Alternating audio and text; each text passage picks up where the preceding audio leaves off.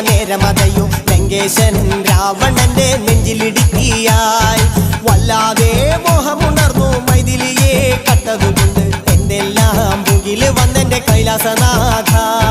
കുഞ്ഞുമകൻ മേഘനാഥനും സോദരനും സർവരും ഇന്ന് തന്നെ വിട്ട് പോയതല്ലോ കാലപുരി തന്നിൽ പശ്ചാത്താപം നിറയണ